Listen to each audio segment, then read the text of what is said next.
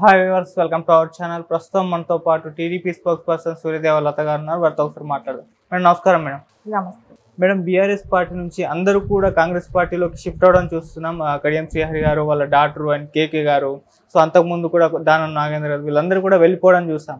So మరి ఏంటి పరిస్థితి అంటే ఎలక్షన్స్ తర్వాత, పార్లమెంట్ ఎలక్షన్స్ తర్వాత బీఆర్ఎస్ ఖాళీ అయిపోతుందని ఒక నరేషన్ ఎప్పుడో వచ్చింది.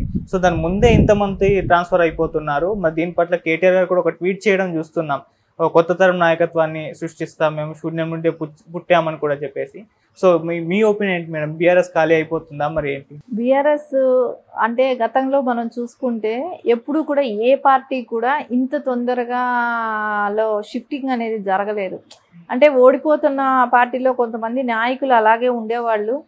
ఎప్పుడు కూడా ఇంత ఇది మనం చూడలేదు. ఇప్పుడు సపోజ్ తెలుగుదేశమే తీసుకోండి, ఆంధ్రప్రదేశ్లో అయినా కూడా. సో పార్టీలో చాలా తక్కువ ఎమ్మెల్యేలు, 23 మంది ఉన్నా కూడా ఎక్కడ కేడర్ అయితే ఎక్కడ వెళ్ళలేదు. అదే ఇక్కడ కొంచెం తక్కువ మెజారిటీతో గెలిచింది ప్రభుత్వం రేవంత్ గారిది. అయినా కూడా ఎవరు కూడా ఇక్కడ నమ్మకంగా ఉండలేకపోతున్నారు. ఎందుకంటే వీళ్ళు చేసిన స్కాములు, వీళ్ళకి కేసులు చుట్టుముట్టుతున్నాయి. ఒకటి ఇప్పుడు మనం కవిత గారిని చూస్తున్నాం. ఆవిడ అక్కడ తిహార్ జైల్లో ఉన్నారు. ఆవిడ మద్యం కేసులో ఇరుక్కున్నారు. సో అది ఆవిడకి ఎప్పుడు విముక్తి కలుగుతుందో, ఎప్పుడు బయట వస్తారో తెలియదు. ఇంకోటి ఇక్కడ ప్రణీత్ రావుది ఫోన్ ట్యాపింగ్, దీనిలో ఎప్పుడు జరుగుతుంది, ఏం జరుగుతుంది అనేది మనకు ఒక అవగాహన కూడా ఏంది అంటే ఎప్పుడు ఎక్కడ ఇప్పటి వరకు నేను అనుకుంటాను ఇంత ఘోరంగా ప్రభుత్వం ఇంతమంది మీద ఫోన్ ట్యాపింగ్లు చేస్తుంటారనేది అయితే ఎక్కడా కూడా జరగలేదు. అది చేసినా కూడా కేసీఆర్ గారు ఏంటో ఇచ్చారు, ఎక్కడో 1-2 అయితే ఏం చేస్తారు, ఏం బిక్కుంటారు అని మాట్లాడారు. ఆయన ఓపెన్ స్టేట్మెంట్ అలా ఇచ్చారు. అంటే మేము చేసాము, ఏం చేస్తారన్న ద్వారంతోనే మాట్లాడారు. సో వాళ్ళు అన్నారు మేము శూన్యం నుంచి, కరెక్టే శూన్యం నుంచి వచ్చారనేది. కానీ అప్పుడు పరిస్థితులు వేరు, ఇప్పుడు పరిస్థితులు వేరు. అప్పుడు ఏంటంటే తెలంగాణ రాష్ట్రం కావాలనే ఒక ధ్యేయంతో ఉన్న టైం కాబట్టి, తెలంగాణ అంటూ ఒక రాష్ట్రం ఏర్పడాలి, వాళ్ళ ఎవరైనా తెలంగాణ ప్రజలందరూ కోరుకున్న విషయం ఏంటంటే మా రాష్ట్రం మాకు ఉండాలనే కోరుకున్న విషయం. సరే తెలంగాణ మేము ఒక్కటే తెచ్చామా, బీఆర్ఎస్ ఒక్కటే తెచ్చిందా అంటే బీఆర్ఎస్ ఒక్కటే తీసుకురాలేదు. అన్ని పార్టీల మద్దతు ఉంది. కవులు, కళాకారులు అందరూ కూడా ఆ రోజు వెన్నుంటే ఉన్నారు. లెక్చరర్స్ కానీ, ప్రొఫెసర్స్ కానివ్వండి, కోదండరామ్ గారు లాంటి వాళ్ళు, ఇలాంటి వాళ్ళు అందరి మద్దతుతో ఆ రోజు అందరితో ఉన్నట్టు యాక్ట్ చేస్తూ, ఆ స్టూడెంట్స్ ఉద్యమమే కానివ్వండి, ఇలా ప్రతి రంగంలోకి చెందిన వాళ్ళు అందరూ కూడా కోరుకున్నారు తెలంగాణ కావాలనుకోవటం అనేది. అది సిద్ధించింది, అది సాధించారు కూడా. సాధించిన తర్వాత ఎవరైతే సీఎంగా ఉంటే బాగుంటుంది అని అన్నప్పుడు కేసీఆర్ గారు ఏం చెప్పారంటే, నేను ఒక దళితుడిని సీఎంని చేస్తా అని ఆయన చెప్పటం, బహిరంగంగా చెప్పటం జరిగింది. నాకు సీఎం పదవి వద్దు, నేను ఒక దళితుడిని సీఎంని చేస్తా అని అన్నారు. సరే, మంచి మెజారిటీ వచ్చింది, గెలిచారు.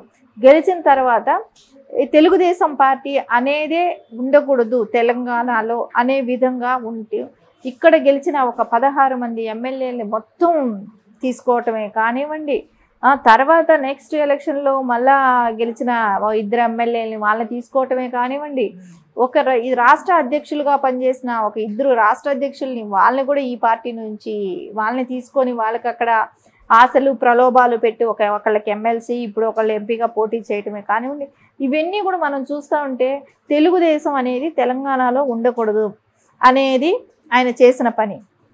ఇవన్నీ చూస్తుంటే మనకు ఒకటే అనిపిస్తుంది కదా, చెడపకరా చెడేవ్ అనేది ఒకటి ఉంటుంది కదా, మనం ఏం చేస్తామో అది మనకు తిరిగి వస్తుంది అనేది.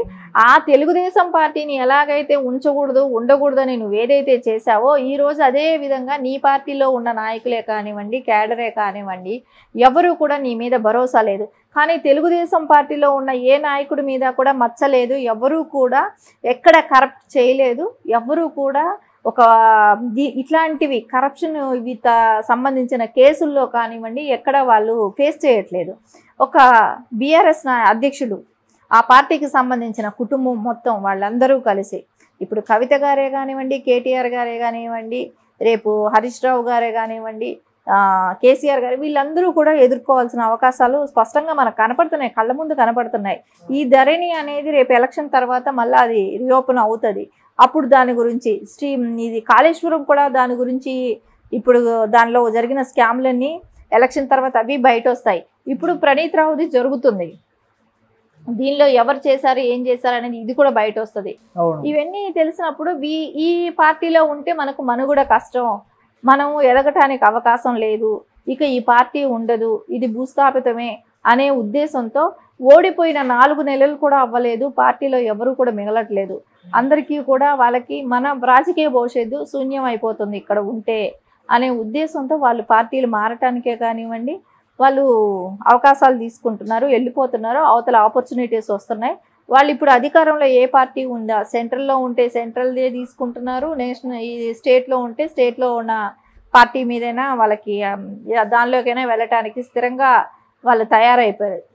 వాళ్ళకి ఆప్షన్ ఇంకా లేదు, ఇప్పుడు ఈ 2 పార్టీలకే వెళ్ళాల్సిన అవకాశం ఉంది. కాబట్టి ఇప్పుడు శ్రీహరి గారు తీసుకుందాం, ఆయన తెలుగుదేశంలో ఉండేవాళ్ళు, ఆయన్ని తీసుకున్నారు, సో వాళ్ళని పక్కన పెట్టుకున్నారు, వాళ్ళకి అన్నీ ఇచ్చారు చేశారు. వాళ్ళకి అవకాశం కోసం వచ్చిన వాళ్ళు అవకాశం నువ్వు ఎలా ప్రలోభ పెట్టి నువ్వు తీసుకొచ్చావు, అంతేకాని నీ మీద ఒక నమ్మకంతోనో భరోసాతోనో వచ్చినట్టు వాళ్ళు కనపడలేదు. ఎందుకంటే వాళ్ళు అవకాశాల కోసం వచ్చారు, అవకాశం అయిపోయింది, సో ఇంకో పార్టీ ఆపర్చునిటీ ఇస్తుంది. నువ్వే నేర్పించావు కదా పార్టీలు జంప్ అవటం ఎట్లా చేయాలనేది, సో అది నీకే వాళ్ళు చెప్తారు రేపు పొద్దున. ఇప్పుడు ఆయన కాంగ్రెస్కి వెళ్తున్నాడు, వాళ్ళ అమ్మాయి కావ్య కదా, కావ్య గారికి వరంగల్ సీట్ ఇచ్చాడు ఆయన, నువ్వు ఇచ్చిన సీటు నాకు అవసరం లేదు అని చెప్పి కాంగ్రెస్ వాళ్ళు సీట్ ఇస్తున్నారు, ఆ సీట్లో నిలబడుతుంది. ఖచ్చితంగా ఎవరు కూడా అవకాశాలు ఉన్నా కూడా బీఆర్ఎస్లో ఒక ఎంపీ స్థానం ఇచ్చి పోటీ చేయమంటే కూడా చేయడానికి ఇష్టపడట్లేదు అని అంటేనే మనకు అర్థమవుతుంది బీఆర్ఎస్ పరిస్థితి ఎంత దారుణమైన స్థితిలో ఉండదనేది. అంటే మునిగిపోయే పడవ లాంటి దానిలో ఎవడు ప్రయాణించాలని ఎవరు కోరుకోరు కాబట్టి ఖచ్చితంగా వాళ్ళ ఆపర్చునిటీస్ కోసం వాళ్ళు మారిపోవటం. ఇప్పుడు కేకే గారు తీసుకోండి, ఆయనకి పక్క స్థానం ఇచ్చి సీట్లో కూర్చోబెట్టి 10 ఏళ్ళు పార్టీ పదవులే కానివ్వండి, ఎమ్మెల్సీఏ కానివ్వండి, ఇలాంటి పలు రకాల పోస్టులే కానివ్వండి, వాళ్ళ కూతురు గ్రేటర్ మేయర్గా కూడా హైదరాబాద్ మేయర్గా కూడా ఉన్నారు కదా, అయినా కూడా వాళ్ళు కూడా ఇప్పుడు పార్టీ మారిపోతున్నారు. సో ఎవరు కూడా ఇప్పుడు దానం నాగేంద్ర గారు సిటీలో, సో ఆయన వెళ్ళిపోయారు, ఇప్పుడు సికింద్రాబాద్ ఎంపీగా పోటీ చేస్తున్నారు. ఎవరు కూడా పార్టీలో ఉండటానికి ఇష్టపడలేదు. దానికి కారణం మెయిన్ ఏమంటే ఆయన అహంభావం, నేను ఏం చెప్తే అదే జరగాలి, రాచరికం లాంటి బిహేవియర్ చేయటము, ఇంకోటి స్కాముల్లో ఇరుక్కోవటం, ఇవే ప్రధాన కారణాలు అనేది అయితే స్పష్టంగా కనపడుతుంది. ఇప్పుడు ఆయన ట్వీట్లో కూడా చెప్పారు కదా, కొత్త తరం నాయకత్వాన్ని క్రియేట్ చేస్తాం, యువతరాన్ని ఎంకరేజ్ చేస్తామని చెప్పేసి. మరి వచ్చే ఎలక్షన్స్ కన్నా ఒక కొత్త తరం నాయకత్వం క్రియేట్ అయ్యి కంబ్యాక్ ఇచ్చే ఛాన్స్ ఏమైనా కనిపిస్తున్నాయా మేడం?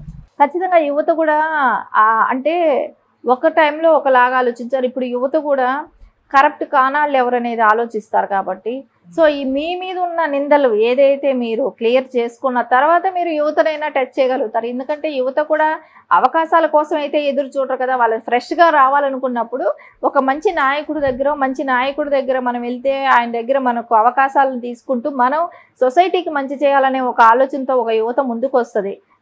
వీళ్ళు ముదిరిపోయిన రాజకీయ నాయకులు, పడిపోయిన రాజకీయ నాయకులకి వాళ్ళు కొట్టుమిట్టు పట్టము, వాళ్ళకి ఉన్న అనుభవంతోనూ వాళ్ళు జంపింగ్లు చేస్తారు. కానీ యువతకి అలాంటి ఆస్కారం ఉండదు. వాళ్ళు అంత తొందరగా వీళ్ళు చెప్పే కళ్ళబుల్లి మాటలైతే వినర్ అనేది అయితే స్పష్టంగా అనిపిస్తూ ఉంది. వీళ్ళు ఎప్పుడైనా కేసుల నుంచి బయట వచ్చి మేము నిర్దోషులం అని మీరు ప్రజలకైతే ఏ రోజైతే చెప్తారో యువతను తీసుకొస్తారు. కానీ ఓట్లు వేసేది ఆఖరికి ఎవరు? ప్రజలు ఓట్లు వేయాలి. యువత వేసే ఓట్లు సరిపోదు కదా. ఆ యువతకు తెలుసు ఏ పార్టీకి వెళ్తే ఎవరితో ఉంటే దేశాభివృద్ధి కానీ రాష్ట్రాభివృద్ధి జరుగుతుందని ఆలోచించే వాళ్ళు ముందడిగేస్తారు. కాంగ్రెస్ ప్రభుత్వం అధికారంలోకి వచ్చిన తర్వాత 2 నరేషన్స్ బయటకు వచ్చి, ఒకటి ప్రభుత్వం కూలిపోతుంది, కాంగ్రెస్ ప్రభుత్వం కూలిపోతుందని, ఇంకోటి బీఆర్ఎస్ ఖాళీ అయిపోతుందని చూసాం. సో ఇప్పుడు కాంగ్రెస్ ప్రభుత్వం కూలిపోయే పరిస్థితి కనిపించట్లేదు, కానీ బీఆర్ఎస్ పార్టీ అయితే ఖాళీ అయిపోయే పరిస్థితి కనిపిస్తుంది.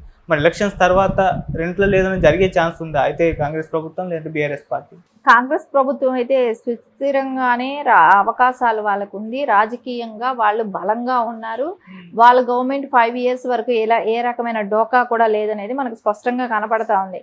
ఇంకా బీఆర్ఎస్ అయితే మనకు తెలుస్తూనే ఉంది కదా, అక్కడ ఏ నాయకులు కూడా రేపు ఇప్పుడే ఇదే ఎంపీ సీట్లు ఏదైనా 1-2 గెలిచినా కూడా వాళ్ళు కూడా ఉండరు. ఓడిపోయిన లీడర్లు ఉండరు, గెలిచిన లీడర్లు ఉండరు.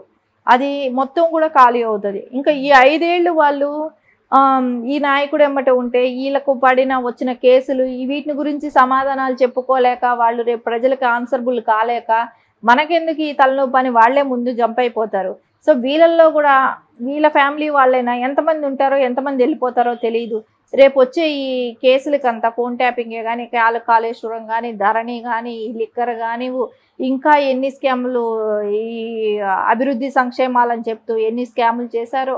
6,000 కోట్ల అప్పులో ఉన్న రాష్ట్రాన్ని, అప్పు పంచుకుంటే వచ్చిన అప్పుని 6,000 కోట్లని ఇప్పుడు 9 లక్షల కోట్లు అప్పు చేశారంటే ఈ డబ్బులంతా ఏం చేసినట్టు?